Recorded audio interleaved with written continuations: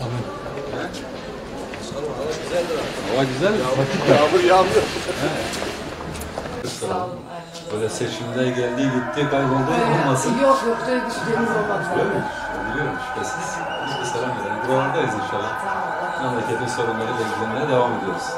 Allah size razı olsun. Allah razı olsun. Hayırlısı. Nasılsın? Allah selamet versin. Vallahi istedik bir selam verelim. Cuma vaktidir böyle bir Allah razı olsun. selam verelim. Hasta bugün? Öyle mi? Geçmiş olsun. Rabbim şifa versin. Var mı istemiyorsun? Nasılsın? Ne var ne yok? Maşallah böyle tam yazı getirmişsin. Abi merhaba, nasılsın? İyisiniz. Allah razı olsun. Rahatsız olmayın. Nasılsın? Elhamdülillah çok şükür. Vallahi iyiyiz abi, uğraşıyoruz. Böyle ara ara. Esnafın sorunu he. Biz esnafın yanında olun tabii doğru ya. Bir tek siz varsınız, başka bir şey yok. Seçim bitti, dostluk bitti, öyle Olmaz, olmasın. olmaz. He. Allah razı olsun. Ama genelde Ankara'dayım fakat arada böyle uğruyoruz. Hem buradaki genel durumu gözlemlemek için hem de bize düşen Ben bir şey seni görüyorum, varsa sık sık görüyorum. uğraşıyoruz, Allah çalışıyoruz. razı olsun. Zaten Allah ilgileneceksiniz razı abi. olsun. Kaçma yok, biz daha bırakmıyoruz abi. Biz daha siyasete bırakmayacağız. Allah sen razı olsun. Valla memleket bizim memleketimiz abi. Eyvallah. Hep beraber el atacağız. Öyle değil mi?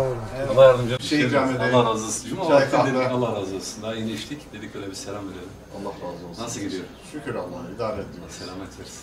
Amin amin. Allah böyle dedik seçim hani sadece Seçim seçimden bitti. kalmasın. Seçimden sonra tekrar. Buradayız inşallah. Hayırlı işler. Nasılsın? Olsun. Maşallah genç. Çakır gibisin ha. Abla nasılsın? Ama sen nasılsın? Tam vakti işler. İnce işler. Elhamdülillah iyiyiz. Uğraşıyoruz. Dedik bir selam verelim. Aziz mübarek gündür. Seçimden önce biz esnafı gezerken böyle hemşehrilerimize dedik ki bak bizi seçimden seçime değil her zaman buralardayız. Şimdi sözümüzün arkasındayız. Dolaşıyoruz.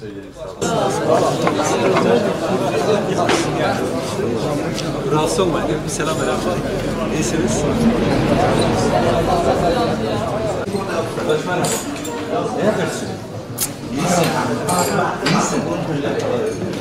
Bismillahirrahmanirrahim.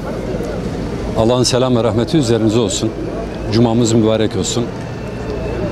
Bingöl'deyiz. Hemşerilerimizle bir araya geliyoruz. Malumunuz geçen seçim sürecinde burada yoğun bir çalışma yürüttük. Ve o çalışmalar sırasında da hep şunu söyledik. Biz Hüdapar olarak seçimden seçime değil, senenin bütün zamanlarında inşallah halkımızla beraberiz, bir aradayız. Ve hem Bingöl'ümüzün sorunları hem de memleketimizin genel problemleriyle yılın 365 günü 7/24 inşallah gücümüz nispetinde ilgilenmeye devam edeceğiz demiştik ve inşallah biz bu sözümüzün üzerindeyiz ve bu münasebetle de seçimden sonra tabii bu Bingöl'e benim ikinci gelişim.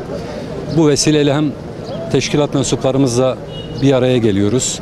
Bingöl'ümüzün maddi manevi bir takım temel sorunları var malumunuz. Bu sorunlarla ilgili neler yapılabilir, ne tür adımlar atılabilir bunları istişare ediyoruz, konuşuyoruz ve bunun yanı sıra tabii hemşerilerimizle, toplumumuzun farklı kesimleriyle, esnafımızla, STK'larımızla, sivil inisiyatiflerle bu şehirde söz söyleyebilecek bütün kardeşlerimize bir şekilde fırsat buldukça bir araya geliyoruz. Hem şehrimizin genel sorunlarıyla ilgili istişarelerde bulunuyoruz ve inşallah beraber çözüm işinde uğraşıyoruz, gayret sarf ediyoruz.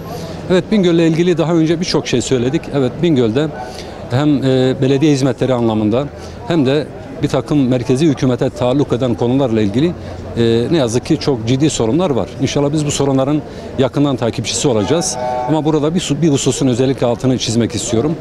Maalesef son dönemlerde Bingöl'ümüzde hatta bazı ilçelerimizde, kırsal bölgelerimizde çok da tasvip etmediğimiz, çok da hoş olmayan bir takım olumsuz hadiseler cereyan etmektedir. Bir takım adli vakalar, bir takım asayiş sorunları da dikkat çekmektedir. Özellikle gençlerimizin geleceğini tehdit eden uyuşturucu ve madde bağımlılığı ile ilgili ciddi sorunlar da maalesef dikkatimizi çekiyor.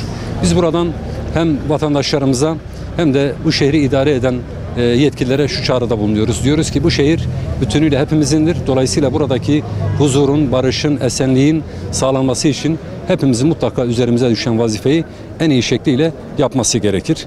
Özellikle burada ben tabii ki bir takım bu son yaşanan olumsuz hadiseler üzerinden milletimize de hemşerilerimize de bu çağrıda bulunmak istiyorum. Lütfen birbirimizi anlayışla karşılayalım.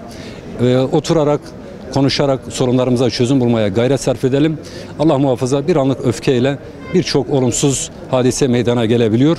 Bunlara meydan verilmemesi için herkesi daha hassas, daha duyarlı olmaya davet ediyoruz. Unutmayalım ki bu şehir hepimizindir ve burada hep birlikte inşallah huzurlu, güvenli bir hayat, bir yaşam sürdürmek istiyoruz.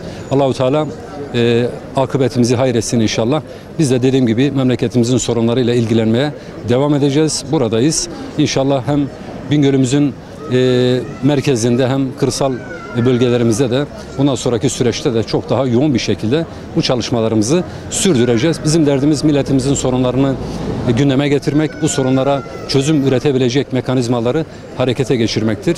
Seçimden seçime değil, senenin bütün zamanlarında inşallah biz halkımızın, hemşehrilerimizin yanındayız. Allahu Teala bize de kolaylıklar nasip etsin. Hemşehrilerimize de inşallah huzurlu bir hayat diliyorum. Hepinizi saygıyla selamlıyorum.